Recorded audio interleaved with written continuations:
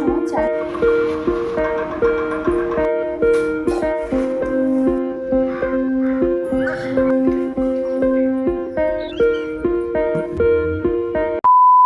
এখন বাজে ঘড়িতে ভোর হচ্ছে তোমার 4:30।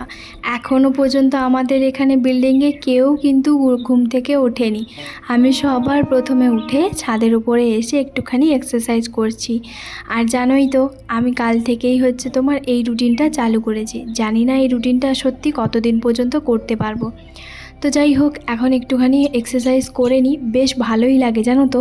আবার যদি মাঝখানে 2-3 দিন যদি গ্যাপ দিয়ে দিই তাহলে কিন্তু শেষ, পুরো গা হাত পা শরীর এতটা পরিমাণে ব্যথা করে সে আর কি বলবো। দেখবে যদি কেউ এক্সারসাইজ করে থাকো তারপরে যদি বন্ধ করে দাও না, 2-1 দিন যদি বন্ধ করে দাও তাহলে ওই ফিলটা বুঝতে পারবে যে কেমন হয়। তো যাই হোক, এখন আমি স্কোয়াট প্রায় 30 বার মতন করেছি। তারপরে একটুখানি হাঁটাচলা করার পরে এরপরে হচ্ছে তোমার কিছু ফ্রি হ্যান্ড যেগুলো এক্সারসাইজগুলো সেরকম প্রায় তবু বলতে পারো আধ ঘন্টা 1 ঘন্টা মতন করি। তো এগুলো করার পরে তারপরে ভাবলাম যে চলো গাছের ফুলগুলো এখন তুলে নিই। কারণ এখন তো আমি যেহেতু বাসি নাইটিটা তো ছেড়ে এখন তো আমি এসছি, তো সেই কারণে এখানে দেখতেই পাচ্ছ আমি কিন্তু বাসি কাপড়ে কিন্তু নেই, আমি কিন্তু এমনি কাঁচা ধোয়া কাপড়েই কাপড়ের জন্য ফুলগুলো তুলে নিচ্ছি। আর তারপরে ঘরের মধ্যে ঘর ঝাড় দেওয়া, ঘর মোছা এগুলো করার পরে কিন্তু সোজা গেছিলাম বাথরুমে চান করতে। আর এখানে দেখতেই পাচ্ছ চান করে চলে এসেছি জামা কাপড়গুলো শোকাতে। আর এই যে আন্টি হচ্ছে তোমার আসে ঠিক এরকম টাইমে, মানে এখন বাজে যেমন ধরো 5:20-25 মতন বা 5:30 মতন বেজে গেছে, পারফেক্ট টাইমটা আমি ঠিক বলতে পারছি না, 5:30 মতন বেজে গেছে। এখন হচ্ছে তোমার আন্টি এসছে একটুখানি এক্সারসাইজ করতে। প্রতিদিন কিন্তু আন্টি এসে একটুখানি ব্যায়াম এইসব কিন্তু করে। তো আন্টির সঙ্গে একটুখানি কথা বলছিলাম। আন্টি বলছে বেশ সকাল সকাল চান করা হয়ে গেলে না সবচেয়ে বড় কাজ বলতে পারো চান করা। তো এইসব কথা বলছিল আর ওই জন্য এটা আন্টির সঙ্গে একটু কথা বলছিলাম। তারপরে হচ্ছে আমি যাব রুটি তরকারি সবজি ওইগুলোই বানাবো। তো যাই হোক, কালকের ব্লগে অনেকেই কিন্তু বেশ ভালো ভালো কমেন্ট করেছো। সত্যি তোমরা যে আমাকে এত ভালো ভালো কমেন্টগুলো করবে আমি কখনোই ভাবতে পারিনি। তো চলো, আর কয়েকটা জামা কাপড় আছে, এবারে যাই আটাটা একটুখানি মাখাই। আর আটাটা মাখানোর পরে তারপরে রুটিগুলো করব। ঠাকুর পুজো কিন্তু এরপরে আমি দিয়ে দিয়েছি। ঠাকুর পুজো করার পরে এখন চলে এসেছি লেচিগুলো কেটে এক সাইডে কিন্তু প্রতিদিনের মতন তরকারি বসিয়ে দিয়েছি।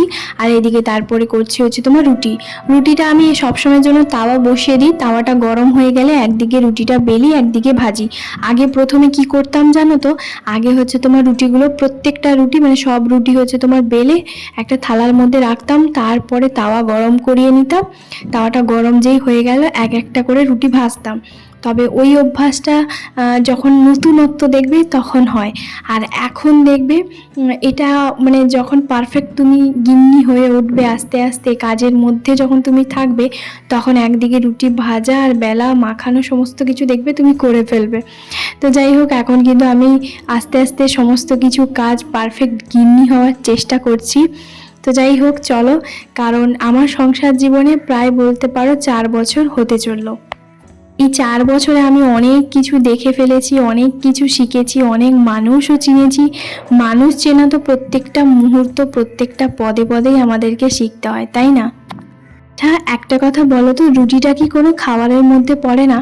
জানো, আমি যখন শ্বশুরবাড়িতে আমি প্রথম আমার একটু অসুবিধে হতো, তা আমি কি করতাম, তোমাদের দাদাভাই আমাকে বলতো তুমি একটুখানি নিজের জন্য রুটি করো না, কোনো অসুবিধে নেই, কারণ সবসময় তো আর পেটাই পরোটা খাওয়াটা ঠিক নয়, তো তুমি রুটিটা করো। কারণ সত্যি কথা বলতে প্রতিদিন সত্যিকারে ময়দার যে পেটাই পরোটাটা হয় সেটা তো প্রতিদিন খাওয়াটা ঠিক নয়, আর প্রতিদিন দেখবো ওই জিনিসটা ভালো লাগে না। তো আমি কী করতাম, একটু রুটি করতাম। তো আমাকে না অনেকেই মানে আমার শ্বশুরবাড়ি কিছু কিছু মানুষ হাসাহাসি করতো, এটা সেটা কথা বলতো আমি নাকি মারোয়ারি বিহারি এরকম পাঞ্জাবি এরকমই নাকি মানে জায়গা থেকে এসছি, কারণ ওরা নাকি রুটি খায়। এটা কে বলেছে? অনেক বাঙালি ঘরে 100%-এর মধ্যে আমি যদিও বলতে পারছি না, তবুও বলবো 50-60% মানুষের বাড়িতে কিন্তু সকাল রাতে রুটিটা হবেই হবে। কারণ রুটিটা সকালের জলখাবারে প্রায় অনেকেই খায়। কিছু কিছু মানুষের হয়তো হয় না, আমি বলবো বেশিরভাগটাই হয়। কারণ আমি যেখানে আছি সেখানে কিন্তু বাঙালিও আছে, বিহারিও আছে, খ্রিস্টানও আছে, এখানে প্রত্যেকের মানুষের বাড়িতে কিন্তু রুটি হয়, তাহলে ওরা মানুষের পর্যায়ে পড়ে না, মানে যারাই রুটি খায় তারা কিন্তু মানুষের পর্যায়ে পড়ে না।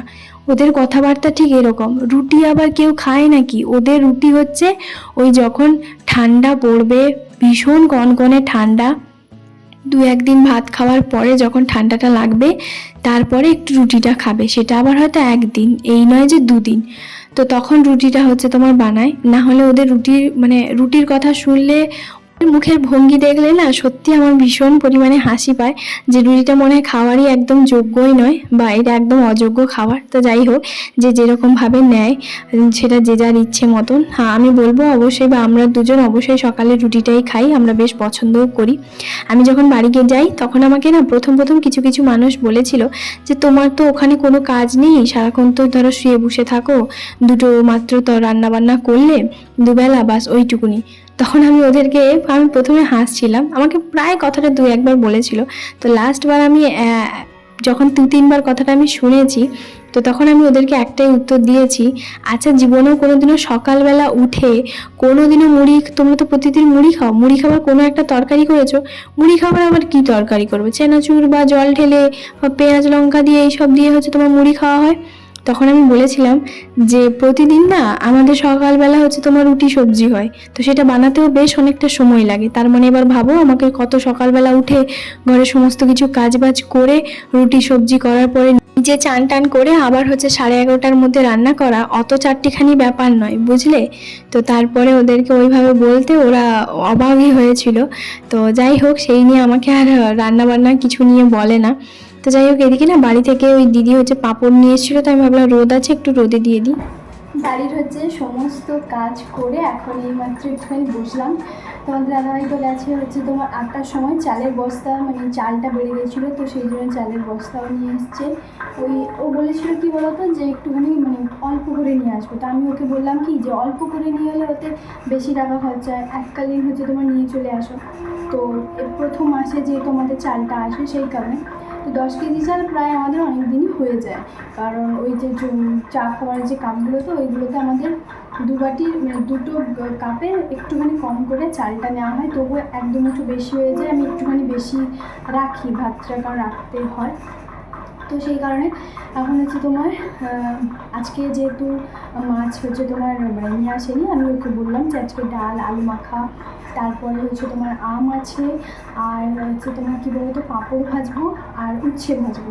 তো উচ্ছে ভাজা ডালও হয়ে গেছে, ডালটা শুধু 5 ফোড়ন দিয়ে একটু ছুঁকে নেবো, আর হচ্ছে তোমার আলু ভাতে হচ্ছে তোমার দেবো, পাঁপড়টা যখন আসবে তখন হচ্ছে সঙ্গে সঙ্গে ফ্রাই করে দেবো, তো ভাজবো মানে। তো যাই হোক, এখন হচ্ছে তোমার একটুখানি চা নিয়ে বসছি, এখন বাজে 9:26, মানে 9:30টাও বাজেনি, সমস্ত কাজ আমার হয়ে গেছে। ভাবছিলাম যে দেরি করে করবো, আর যখনই হচ্ছে কী বলতো তোমাদের দাদাভাই যখন মানে বাড়ি থেকে ডিউটি যায়, তো তখন কি বলে যায় জানো, যে তুমি খাওয়া দাওয়া করে না ঘুমিয়ে যাবে, 11টার সময় ঘুম থেকে উঠে তারপরে রান্নাবান্না করবে। বিশ্বাস করো ওরকম কোনো দিনই হয় বলতে, কোনো দিনও হয়নি যে আমি মানে ও ডিউটি বেরিয়ে যাওয়ার পরে আমি ঘুমিয়ে যাবো, ওরকম হয় না। ওরকম প্রতিবারই হচ্ছে তোমার ভাবি যে ও বেরিয়ে গেছে, এবার খেয়ে নিয়ে করে ফেলবো। তো খাওয়া দাওয়া করার পরে যদি আমি ঘুমিয়ে যাই না, সেই 11টার সময় যদি উঠি, সেটা আমার আর এনার্জি লাগবে না। আজকে ভাবছি যে রান্নাবান্না তো সমস্ত কিছু কমপ্লিট, আমার এখন চা খাচ্ছি, আর পুরো দুধের চাটা খাচ্ছি। মা যে পুরো দুধটা দিয়েছিল এবারে, তো সেটাই হচ্ছে তোমার আছে অনেকটা, বেশ অনেকটা দিয়েছিল। আর কারণ কেন বলতো, আজকে দুধ হচ্ছে তোমার দিয়ে যায়, মানে বললো বিকেলবেলা, মাসের মধ্যে 2 থেকে 3 বার যে কালুহি আমাদের দুধ দিতে আসে, তার এটা ভুল হবেই হবে, যে অন্য ঘরে একজনের ঘরে দিয়ে দেবে, আমাদেরকে বলবে বিকেলবেলা। আসলে আমি সেরকম কোনো কিছু বলি না, কি বলবো বলো তো সেই কারণে বলি না। তো যাই হোক, বলবে ভাবি গলতি সে दूसरे घर पे हम दे दिए, ऐसे ही बताए, এরকম হয়েছে তোমার বলবে।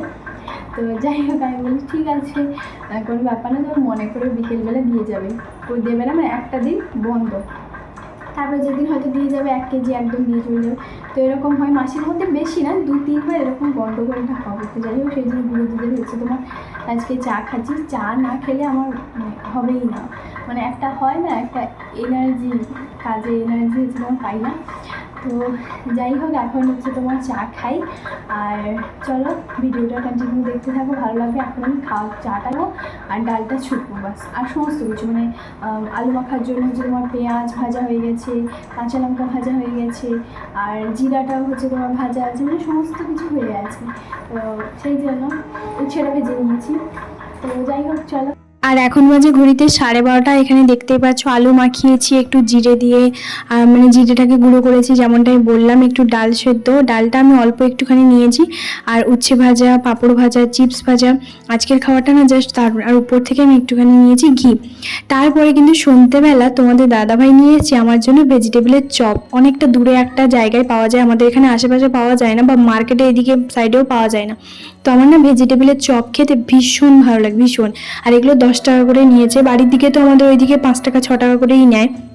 তো এগুলো এক একটা 10 টাকা করে নিয়েছে, টেস্ট ভীষণই ভালো। তো আমি ওকে বলেছি যে সিঙ্গারার চেয়ে কিন্তু মানে ভেজিটেবলের চপ সত্যি ভীষণই ভালো। তো তোমাদের দাদাভাই আজকে বললো জানো তো, যে আজকে কিছু করো না, আজকে এই মশলা মুড়ি খাবো। তো আমি বললাম ঠিক আছে।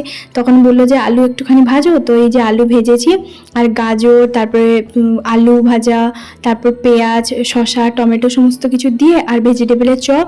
আর আমি যে 3টে নিয়ে এসেছিলো সে 3টে আমি খেয়েছি, তা বাদে আর 2টো ছিল। তো সেই 2টো হচ্ছে তোমার প্যাকেটের মধ্যে ছিল, সেগুলো দিয়ে এখন দেখতেই পাচ্ছ সুন্দর করে তোমাদের দাদাভাই মশলা মুড়ি বানাচ্ছে। ও কিন্তু সমস্ত কিছু ওর জন্য কেটে কুটে রেডি করে দিলে ও খুব সুন্দর মশলা মুড়িটা বানিয়ে দেয়। আর হ্যাঁ, বাড়ি থেকে যে চানাচুরটা নিয়েছিলাম সেটাও দিয়েছি। তো আজকে রাতে কিন্তু আমরা বেশ ভালোভাবে মশলা মুড়ি খেলাম। তো চলো এখন খাওয়া দাওয়াটা করে নিই, তারপরে তোমাদের দাদাভাইয়ের একটা ডিউটি থাকে। সেটা হচ্ছে বাড়ি থেকে না এই মশারিটা নিয়ে এসেছিলাম, এটা মা দিয়েছিল নতুন মশারিটা। কারণ আমাদের যে পুরনো মশারিটা, সেটা আমার বিয়ের মশারিটা, সেটা এখানেই আমি নিয়ে এসেছিলাম। সেটা অনেক পুরনো হয়ে গেছে, যেহেতু 4 বছর বিয়ে হতে চললো, তার মানে বুঝতেই পারছো ওটা অনেক পুরনো হয়ে গেছে। তো প্রচণ্ড পরিমাণে মশা ঢুকতো। তো সেই কারণে মা এটা নতুন কিনেছিল, তো মা এটা আমাকে দিয়েছে, আর এটা ভীষণই ভালো। তো যাই হোক, এই জন্য মশারিটা টাঙানোর দায়িত্ব এটা প্রতিদিন তোমাদের দাদাভাই, যেহেতু আজকে নতুন এই মশারিটা খোলা হচ্ছে। তো সেই জন্য ওকে একটুখানি হেল্প করে দিয়েছিলাম, চারদিকের ওই কুঁটটা হচ্ছে তোমার ধরিয়ে দিয়েছিলাম। না হলে প্রতিদিন কিন্তু দড়িটা আমি শুধু টাঙিয়ে দিই, মশারিটা চারদিকে হচ্ছে তোমার ভালো করে ঠিকঠাক করে এই যে কাজগুলো, এগুলো কিন্তু তোমাদের দাদাভাই করে। তোমাদের বাড়িতে কে কে করে আমাকে অবশ্যই জানিও। আমি যখন ঘুমোতে যেতাম তখন আমার বাবা কিন্তু এই কাজটা করতো, আর এখন বিয়ের পর তোমাদের দাদাভাই। কি মিল, তাই না? চলো আজকের মতো টাটা।